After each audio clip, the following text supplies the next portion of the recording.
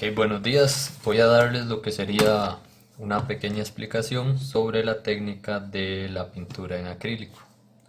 Antes que nada, quería hablarles un poco de los pinceles que se pueden utilizar, porque un detalle como el pincel puede hacer que nuestra pintura funcione o deje de funcionar. Entonces, tipos de pinceles. Existe este tipo que tiene una cerda muy suave y que se utiliza más que todo para pintar a la acuarela. No lo recomiendo yo para realizar ni pinturas en acrílico ni pinturas en óleo.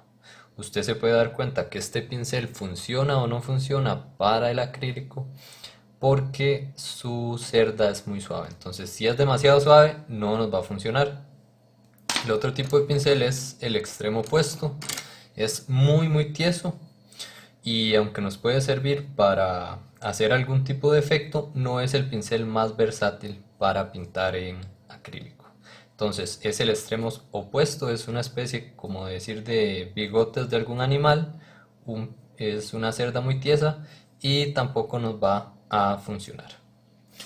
Luego tenemos pinceles como estos que son el término medio, son de una cerda sintética y funcionan bastante bien para la pintura acrílica. Entonces se pueden encontrar en este tipo de presentaciones y no son muy caros. Con comprar dos paquetes como estos ya usted podría solucionar lo que sería pintar en acrílico. Otro aspecto importante a considerar son las puntas de los pinceles. Entonces, existen varios tipos. Los principales vendrían a ser la punta redonda, la punta lengua de gato y la punta plana. La punta plana es muy bueno para realizar pinturas abstractas o donde tengamos que hacer contornos muy rígidos, muy geométricos, y los otros van a ser un poquito más versátiles y nos van a servir para pintar cosas un poquito más orgánicas y muy importante para ocultar un poquito la pincelada si eso es lo que buscamos, que se nos va a dificultar un poquito más con la punta plana.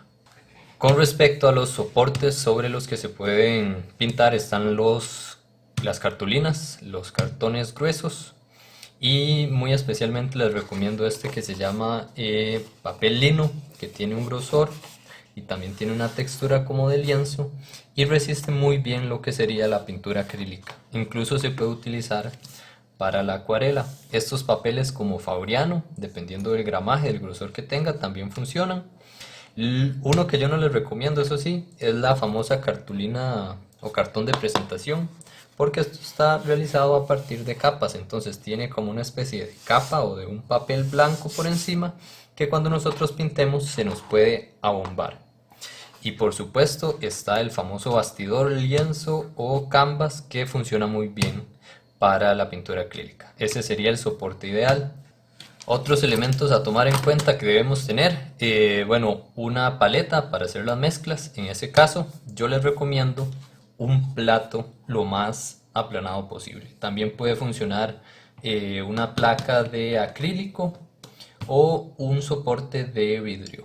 Lo importante es que sea aplanado. No les recomiendo para nada que utilicen estas famosas hueveras, así les llaman, porque no permiten hacer mezclas de colores ni degradados. Estos elementos se utilizan más que todo para la técnica de la acuarela. Otro elemento importante es un montón de papel periódico con una prensa. Esto les va a funcionar para ir limpiando el pincel también y hacer pruebas de color. Y finalmente, por supuesto, el agua, que les recomiendo que tenga un tamaño bastante grande.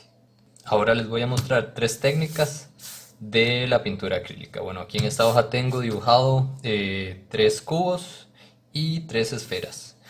Y les voy a mostrar en cada uno de ellos una técnica diferente. Entonces por acá en el plato voy a mezclar un poquito de azul con este celeste y les voy a mostrar una técnica que se llama de veladuras. Entonces la técnica de veladuras consiste en aplicar capas de pintura diluidas en agua, diluidas con una gran cantidad de agua. Entonces esto viene a ser también muchas veces el primer paso para realizar una pintura, darle un primer tono aplicando una primera veladura. Entonces aplicamos muchísima agua a la pintura, hacemos este tipo de mezclas con mucha agua, y en eso viene a consistir la técnica de las veladuras. Ahora, cuando esta capa seque, yo puedo seguir aplicando capas de pintura disuelta en agua, y puedo seguir así agregando detalles poco a poco cuando las capas van secando. Esta técnica se utiliza también con la pintura al óleo, pero presenta el problema y la dificultad de que el óleo tarda muchísimo en secarse. Claro que los acabados, eso sí, vienen siendo sumamente realistas, perceptuales, porque permiten acercarse poco a poco al resultado final. Y la otra técnica que les quería mencionar es la pintura a la prima, que básicamente consiste, o su nombre se refiere a terminar en una sola sesión. Entonces es una pintura muy espontánea que se aplican la pintura en gran cantidad y se trata de trabajar húmedo sobre húmedo. Entonces la idea es no perder la humedad de la pintura, no se disuelve con agua, al contrario, es una pintura que si se disuelve es un poquito, y la idea es ir construyendo un poco espontáneo las figuras y conservando la humedad. Entonces yo me puedo venir por acá aprovechando la humedad y poner un color más claro y hacer una especie de grado. La técnica básicamente reside en eso, en trabajar húmedo sobre húmedo y en una sola sesión.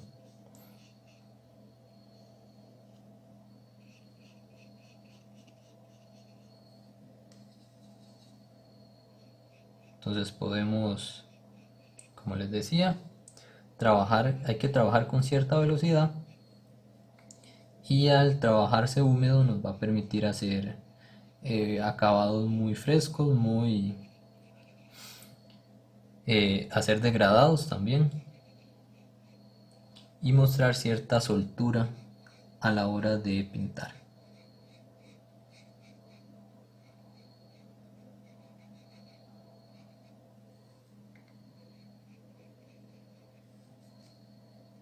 Entonces vean que yo puedo aplicar y hacer combinaciones que son muy efectivas únicamente porque la pintura sigue húmeda. Voy a ver si al final le tomo una foto del resultado para que lo vean. Entonces la humedad es la que nos va a permitir sacar el máximo provecho a las combinaciones de colores. Por acá limpio el pincel.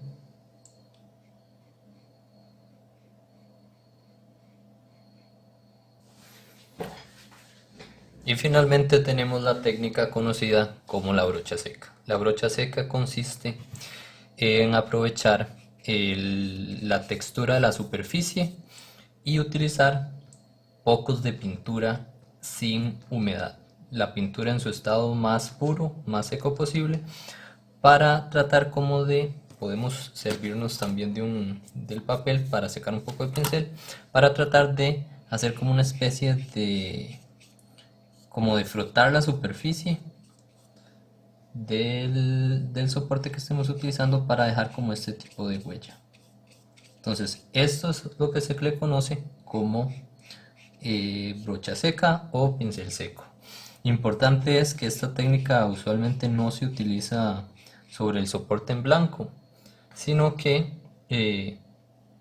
se tiene un color de fondo, y aquí me pasé de humedad, se tiene un color de fondo y ese color es el que se le va a aplicar la brocha seca. Es como para hacer tal vez una luz, sacar ahí un efecto a partir de la textura que tiene el bastidor, puede ser, o el papel, y también las cerdas del pincel que van dejando una especie de huella sobre la hoja. Entonces básicamente es eso, no se utiliza agua, no se pone ni un poquito de agua. Es una técnica, sí tiene sus dificultades, la verdad, pero se pueden hacer efectos interesantes. Y como les digo, lo importante también puede ser tener un color de fondo para tratar tal vez como de sacar las luces. Por acá tengo una manzana y quiero demostrarles tal vez cómo podemos utilizar estas técnicas o algunas de ellas en la aplicación de una pintura ya algo más concreto como una manzana. Entonces, cosas que yo les recomiendo que pueden hacer, bueno, recuerden, hay algo que no les mencioné que es importante, los colores se ponen más o menos como a unas 2-3 pulgadas de distancia en la paleta. Esto para permitirnos combinaciones. Yo suelo utilizar los colores primarios más el blanco y se acabó. Entonces traten de hacer eso. Es importante que los pongan a una distancia considerable para que puedan hacer combinaciones en el medio de ellos. Yo voy a hacer, puede ser un púrpura para pintar los contornos de la manzana. Entonces esta es una forma en que nos podemos acercar. Un poquito de amarillo lo hago negro. Ok, esta es una forma que podemos utilizar para acercarnos a una pintura. Primero dibujamos con un color oscuro que no esté muy distante del color de la manzana, en este caso un púrpura. Pintamos lo que sería los contornos. Ok. Esa es una metodología que ustedes pueden utilizar para acercarse también. De paso podríamos con este color oscuro pintar lo que sería la sombra, dar una idea de dónde va a estar ubicada la sombra. Y vamos a ponerle aquí también la sombra proyectada. Un poquito con agua. Ok, voy a dejar que seque y ya voy con el otro paso. Ok, una vez seco, tenemos dos opciones. Aquí podrían trabajar a la prima y empezar a pintar con rojo muy espeso, o podrían hacer esto que es bastante recomendable. Yo se los recomiendo que lo hagan siempre. Antes de comenzar cualquier pintura, cualquier dibujo, pinten un color local con una aguada, con una veladura. Entonces le doy a todo con muchísima agua diluida una veladura del color de la manzana. En el caso de que fuera una pera, obviamente sería el verde, pero yo le voy a dar ahorita una pasada para eliminar el blanco del el soporte. Esto es muy importante en bastidores porque a veces quedan partecitas blancas que le dan un efecto que no es muy estético a la pintura. Entonces yo les recomiendo siempre que hagan algo como esto. También podemos hacer lo mismo para lo que sería el, el tallo. Entonces es una veladura con un color que viene siendo el color local del objeto, un color eh, base diluido en agua, con la intención de quitar ese color blanco que tiene el soporte. Y esto vamos a dejar que seque y ahora sí vamos a pasar a pintar directamente con la pintura sin diluir. Podríamos seguir aplicando capas de agua, pero vamos a pasar directamente. Entonces ahora sí, una vez secada esta veladura, vamos a aplicar húmedo sobre húmedo, lo que sería la técnica a la prima. Vamos a mezclar la pintura. Recuerden que se debe de poner más o menos a 2 pulgadas. Y se puede aplicar ahorita así, con poca agua o sin agua, como se guste. Y se puede también comenzar a, a quitar lo que sería ya esta línea negra que hicimos a un principio. Pintamos encima de ella y poco a poco vamos a ir disolviéndola. Entonces vamos a hacer una parte de luz, una mezcla más de amarillo y ahí vamos a ir sacando ya el resultado final o acercándonos a ese resultado final sabiendo que tenemos una capa de rojo de fondo que nos va a dejar nos va a hacer que la pintura no se vean esas manchitas negras en caso de que por alguna razón no hayamos podido terminar de pintarla. Y recuerden que es importante trabajar cuando se trabaja esta técnica húmedo sobre húmedo con velocidad. Tiene que ser rápido porque el acrílico tiene esa particularidad de secar muy rápido. Ventaja y desventaja a la vez. Y vamos a ir ahí, poco a poco.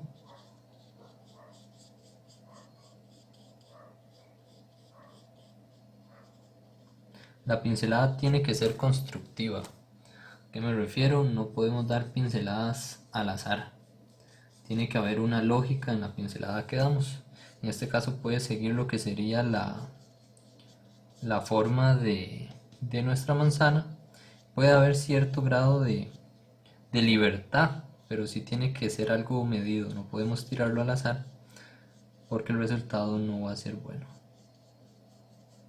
Entonces yo lo que prefiero en la mayoría de los casos es tratar de seguir la forma que tiene mi manzana y me da un buen resultado.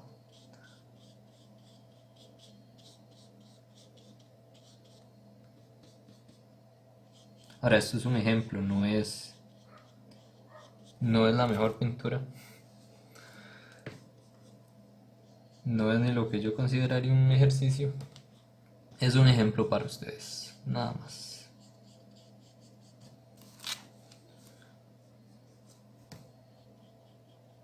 Y recuerden, ventajas que tiene la técnica esta de a la prima.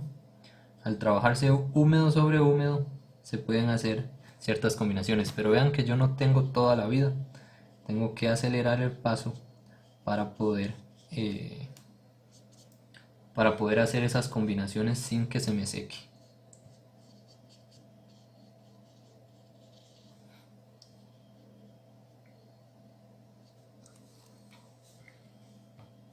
En este caso se puede utilizar pincel redondo o pincel lengua de gato, que nos va a permitir esa mezcla de pinceladas interesante.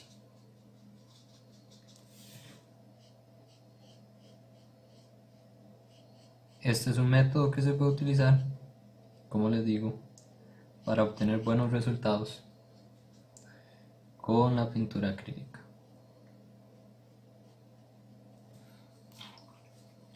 Incluso en este caso, por ejemplo, podemos esperar a que seque y volver a hacer otra capa de pintura a la prima. Otra cosa que se puede hacer es pintar un fondo, y cuando yo termine de pintar ese fondo, entonces voy a todavía, aprovechando ese paso de pintar el fondo, todavía a disminuir esta línea negra que hice en un principio. Entonces esa línea negra que en un principio hice me sirvió a mí de guía, pero más adelante la eliminé pintando el fondo. Entonces eso es otra cosa que se puede hacer.